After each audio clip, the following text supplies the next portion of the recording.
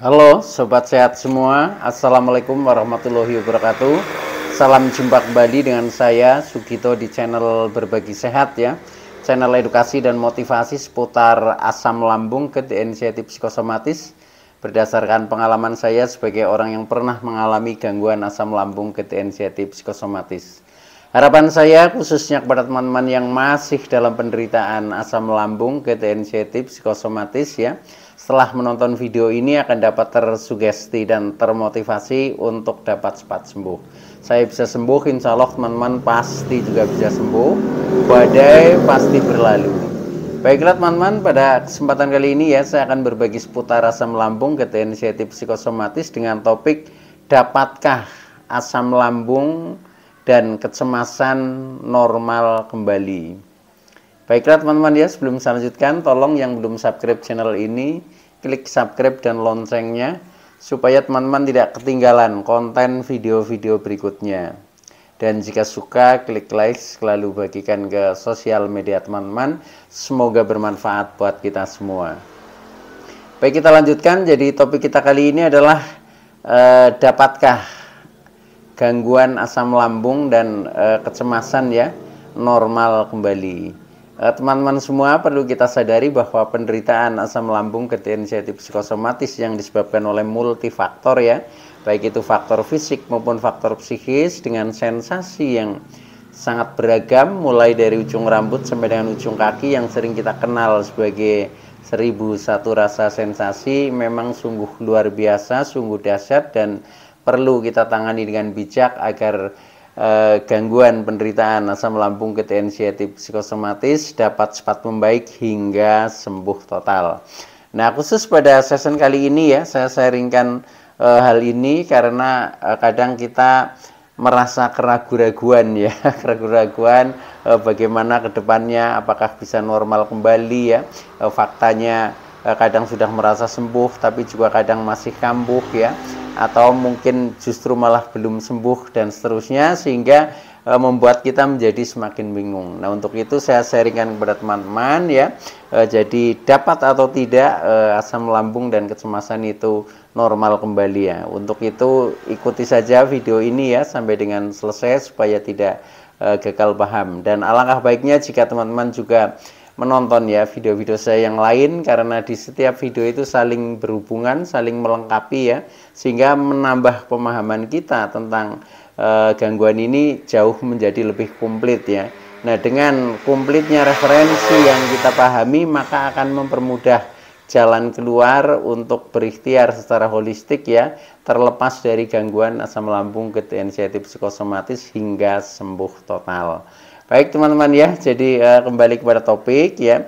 Ketika dalam hati kita ya, kadang kita bertanya pada diri sendiri ya, atau melakukan dialektika, itu seringnya seperti itu ya. Jadi dapatkah ya asam lambung, kecemasan, anxiety psikosomatik ini bisa normal kembali? Kadang kita sampai merasa pesimis ya ketika kita terutama di fase terendah ya, sehingga kita menjadi semakin merasa cemas, semakin merasa takut ya, sampai-sampai pikiran ini selalu ketakutan, jangan-jangan ini mendekati kematian dan lain sebagainya, karena dihantam oleh sensasi-sensasi yang luar biasa pada saat di titik terendah, terutama ya ketika kita secara penampilan ini kurus ya, pucat, kemudian berat badan juga turun drastis. Nah, itu rasanya tidak nyaman, rasanya masih selalu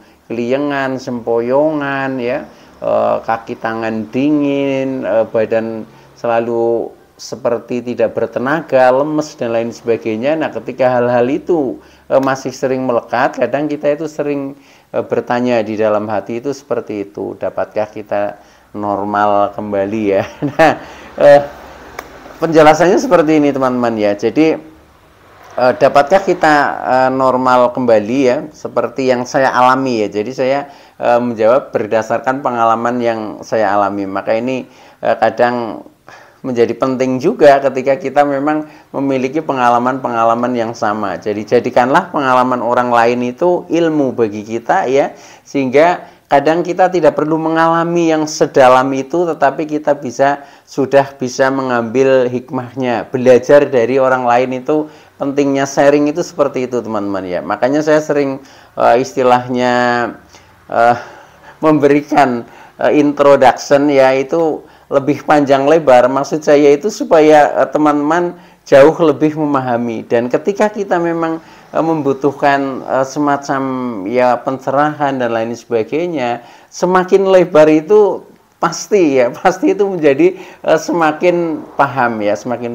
Tetapi ketika kita hanya mendengarkan sepintas ya, nampaknya efisien ya, tetapi secara mental kadang belum membentuk. Makanya kadang sering ada kata-kata yang perlu direpetisi ya, diulang-ulang. Itu maksudnya supaya sampai terekam di dalam kesadaran, kecerdasan bawah sadar kita itu, sehingga pengaruhnya itu nanti akan terasa di dalam diri kita. Itu seperti itu teman-teman ya. Jadi maka buat teman-teman, termasuk latihan sabar ini penting di dalam penderitaan ini ya. Nah, ketika kita kesannya masih terburu-buru, apa-apa ingin cepat ya, termasuk kita mendengarkan sharing saja inginnya durasi pendek, cepat, ini susah ketika seperti itu ya.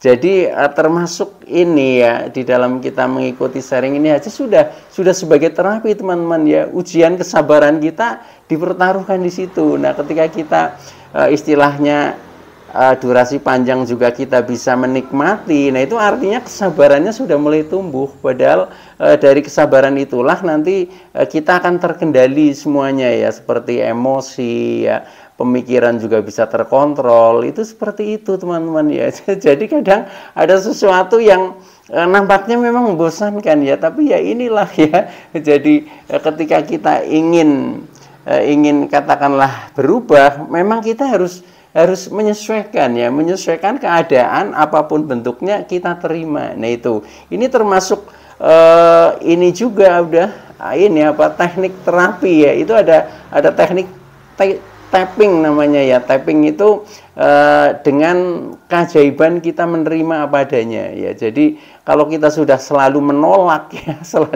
kemudian inginnya sesuai dengan idealismenya kita, nah itu kadang menjadi susah membaik teman-teman ya, karena ini adalah termasuk pengendalian emosional, itu seperti itu ya. Maka dari itu buat teman-teman ya, apapun bentuknya aktivitasnya, apapun kegiatannya yang sedang kita jalani, nikmati ya. Jadi nikmati saat ini. Jadi kita jangan istilahnya masih berkiblat kepada masa lalu ya, apalagi ke masa datang ya. Kita hidupkan di saat ini ya. Jadi saat ini itu kita fokus saja seperti itu. Nah, jadi nanti kita akan menjadi mudah membaik teman-teman ya. Itu termasuk bagian juga sebenarnya, bagian dari istilahnya bagaimana cara kita merubah sikap ya di dalam kita mengalami penderitaan ini. Cuma kadang kita kan kesadaran kita itu berbeda-beda ya, beda-beda, sehingga bagi yang belum menemukan, nah kadang masih suka menolak, masih suka protes, padahal semua itu akan menaikkan emosional teman-teman ya. Jadi ketika kita belajar sabar, kita belajar menerima apa adanya, ya itulah ya latihan kita itu di situ teman-teman ya. Nah baik teman-teman ya, kembali kepada topik. Jadi itu pada saat kita masih istilahnya kondisinya serius ya, serius dalam mengalami penderitaan itu, memang hal-hal yang bersifat psikis itu masih seperti itu. Idealisme kita masih tinggi, kita masih mudah marah, kita susah menerima ya, kita susah menjadi pemaaf ya, kita tidak bersabar, tapi justru seringnya apa-apa terburu-buru, inginnya instan dan terusnya, itu seperti itu ya. Nah itu saya sangat memaklumi karena saya waktu itu juga pernah mengalami, memang ada fase seperti itu ya. Maka nanti setelah itu berubah, nah rubah itu bisa dengan latihan. Jadi makanya setelah kita sadar bahwa itu juga termasuk sebab ya, karena kita sebabnya adalah multidimensi ya, multifaktor ya. Nah maka dari itu itu harus kita sadari ya. Nah, setelah kita sadari nanti kita akan menemukan, oh ternyata hanya begini saja. Ternyata kita memang harus bersabar. Ternyata kita memang harus konsisten ya. Ternyata kita harus banyak melepaskan ya. Ternyata kita harus menerima apa adanya. Nah, itu hal-hal seperti itu yang memang menjadikan pembelajaran yang tidak bisa dipaksakan memang ya, tidak bisa dipaksakan tapi bisa dilatih. Jadi semuanya itu sebenarnya skill ya, sehingga saya sangat maklum ya ketika fase-fase itu belum terlewati memang isinya kita hanya ketegangan yang ditandai sering emosional, sering marah-marah dan lain sebagainya, itu seperti itu. Nah baik ya, supaya kita cepat normal kembali ya, baik normal secara fisik maupun secara psikis ya, yang disebabkan dari asam lambung dan kecemasan kita ya, terutama ya. Ini memang kalau kita tarik ke belakang itu pasti ada sebabnya ya. Nah, sebabnya secara garis besar ya, secara garis besar ini entah itu besar atau kecil ya, itu biasanya bisa misalkan yang diawali sebab dari misalkan pola makan yang kurang baik ya, itu juga ada yang dari situ.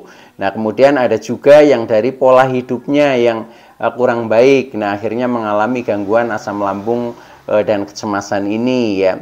Atau bisa juga dari pola pikirnya ya, pola pikirnya yang mungkin banyak tekanan pikiran ya, perasaan juga sering merasa tertekan ya, kemudian emosi kita sering meluap ya, saya sering naik tidak terkendali. Nah ujung-ujungnya kita menjadi mengalami gangguan asam lambung dan kecemasan. Nah itu jadi memang unik seperti itu teman-teman ya, termasuk bisa juga sebabkan dari perilaku kita ya, makanya kita juga harus menjaga pola perilaku. Nah itu juga ada juga ya, jadi perilaku itu kan sifatnya karma ya, jadi ketika kita istilahnya menanam karma buruk ya, otomatis nanti kita akan memetik buahnya keburukan juga ya. Tetapi ketika kita belajar menanam sebanyak-banyaknya tentang karma baik ya, itu insya Allah juga kita akan baik-baik saja. Nah itu masuk di dalam pola perilaku kita. Nah itu juga perlu kita jaga ya. Kemudian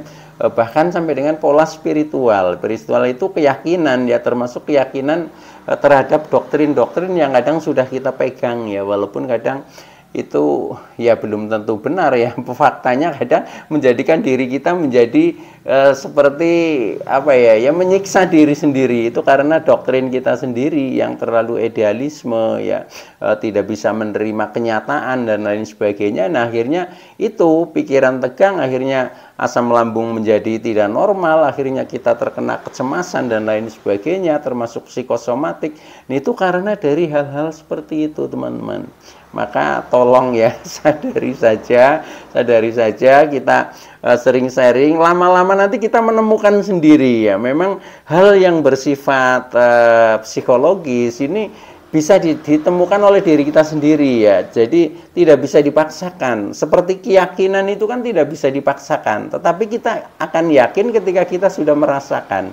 Nah itu maksud saya seperti itu, sehingga nanti teman-teman akan menemukan sendirilah ya, hal-hal yang mana yang maksudnya penting, mana yang kurang penting, yang dihubungkan dengan penderitaan kita yang tujuannya adalah supaya cepat membaik. Nah itu silahkan, saya hanya memberikan jalan bagaimana alternatif solusi yang pernah saya jalani, itu saya sharingkan kepada teman-teman. Jadi mudah-mudahan ada yang cocok ya, kalau toh belum mungkin dengan terapi yang lain itu bisa cocok ya, dari berbagai ya, itu usahakan ada yang menjadi kecocokan. Itu harapan saya seperti itu ya. Dan faktanya banyak juga teman-teman yang dalam kolom komentar itu sudah bersembuh ya, karena hanya mengikuti sharing-sharing yang saya berikan. Itu alhamdulillah, itu saya sangat merasa senang ketika mendengarkan seperti itu ya, teman-teman sudah sembuh, sudah membaik. Nah tinggal kita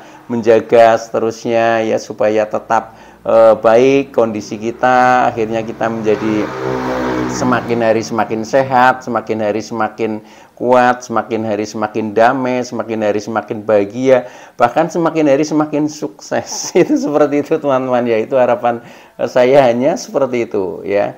Nah, maka saya sangat senang ketika mendengar teman-teman yang sudah pada membaik ya. Tetapi saya juga prihatin terhadap teman-teman yang masih dalam kondisi katakanlah terpuruk ya. Mudah-mudahan cepat menemukan kesadaran untuk bangkit ya, untuk bangkit, dan mari kita selalu saling memberikan motivasi agar secara mental kita menjadi semakin kuat, itu seperti itu.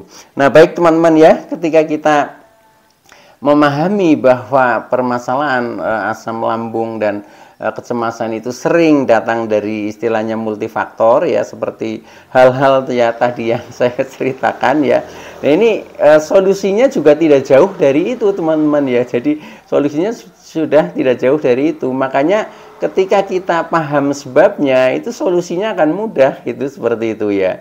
Nah, maka solusinya agar kita normal kembali ya, asam lambungnya, kecemasannya juga tidak berlebihan ya, tetapi ya sebatas ya, kecemasan ya setiap orang punya, tetapi sebatas normal ya, sehingga kita tidak merasa terganggu oleh hal itu ya, akhirnya kita menjadi normal kembali seperti sedia kala ya, sebelum terkena asam lambung ketidaksensitif psikosomatis.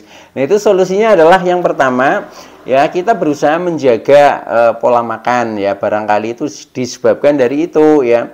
Nah, menjaga pola makan ya mudah saja sebenarnya. Yang pertama, yang penting waktu makan kita berusaha teratur ya, jangan terlalu sering terlambat makan. Kalau mungkin sekali dua kali ya, itu masih bisa ditolerir lah ya, tetapi kalau terlalu sering, nah itu biasanya nanti ada efeknya. Maka biasakan makan tepat waktu ya, makan mengingat nilai-nilai gizi atau nutrisi yang kita butuhkan ya. Kemudian makan waspada dengan makanan-makanan yang dulu pernah menjadi makanan pantangan. Nah, itu harus kita kendalikan. Contohnya kita kurangi porsinya. Kuncinya ya seperti itu ya, itu seperti itu. Nah, kemudian selain itu solusi berikutnya adalah kita mengatur pola hidup kita ya. Pola hidup kita istilahnya membagi waktu lah, antara waktu beraktivitas, waktu untuk berrelaksasi, waktu untuk beristirahat ya, itu harus ada porsinya teman-teman. Nah, secara simpel ya, itu waktu kan ada 24 jam. Nah, kita bagi 3. Jadi dengan pola 8 jam untuk bekerja ya atau beraktivitas, 8 jam untuk menyalurkan hobi, untuk relaksasi, untuk meditasi, untuk ibadah, itu porsinya 8 jam ya. 8 jam kita manfaatkan untuk istirahat. Contohnya tidur. Nah, dengan seperti itu nanti akan terjadi keseimbangan ya. Tubuh ini kan juga butuh diistirahatkan. Nah, itu penuhi saja ya waktu-waktu itu. Nah, kemudian yang ketiga, selain mengatur pola makan, pola hidup, kemudian pola pikir ya. Pola pikir simpelnya ya, ketika kita mengalami gangguan ini ya, gangguan asam lambung ketidaksensitif psikosomatis, di mana pikiran kita seringnya negatif ya, nah, itu rubahlah menjadi berpikir positif. Nah, tekniknya sangat mudah untuk merubah positif. Ketika kita menghadapi sesuatu yang pikiran kita akan aktif ya, contohnya menganalisa dan lain sebagainya, awali dengan syukur ya. Contohnya alhamdulillah, walaupun saya misalkan perut kembung, nah tidak apa-apa, ini masuk angin biasa dan seterusnya, bla bla bla, sehingga nanti menjadi positif, kita tidak menjadi ketakutan, itu seperti itu. Jadi awali saja dengan syukur ya. Dengan syukur, alhamdulillah, dan itu pasti nanti akan berakhir dengan positif ya, karena itu sudah menggiring kita menuju ke hikmahnya. Itu seperti itu cara istilahnya mengatur pola pikir kita ya, garis besarnya begitu. Nah, kemudian yang berikutnya kita menjaga pola perilaku kita. Nah, pola perilaku kita itu bisa jadi kadang ya terus terang saja ya, mungkin ada hal-hal yang kurang baik. Nah, itu kita berusaha, kita perbaiki menjadi lebih baik. Nah, ukuran baik itu seperti apa, Pak? Kan relatif. Nah, itu mudah juga. Ukuran baik itu baik bagi diri kita dan juga baik bagi orang lain. Nah, itu yang kita kembangkan terus ya, sehingga nanti imbasnya kepada diri kita. Ketika kita menabur kebaikan, otomatis kita akan menuai kebaikan. Ketika kita menuai kebaikan, akan menuai kebahagiaan, sehingga akan terlepas dari seperti kecemasan ya, termasuk asam lambung juga menjadi normal. Itu bisa jadi sebabnya dari hal seperti itu ya, sadar atau tidak sadar, itu seperti itu.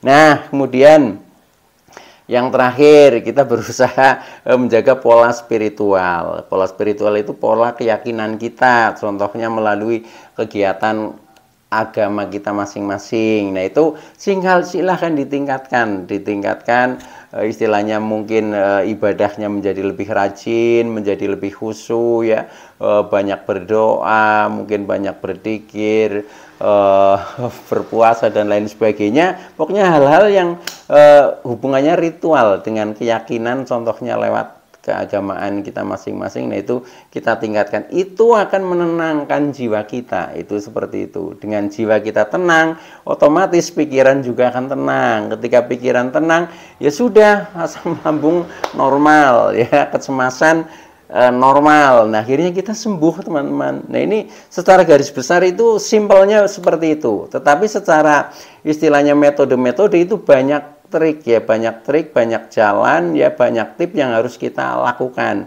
Nah, contohnya seperti di konten-konten saya yang lalu itu sebagian besar sudah saya share ya. Walaupun ya adalah sedikit-sedikit yang belum saya share ya, tetapi insya Allah nanti ke depan semuanya saya sharingkan kepada teman-teman. Mudah-mudahan bisa membantu teman-teman ya yang masih mengalami gangguan ini menjadi cepat membaik hingga sembuh total.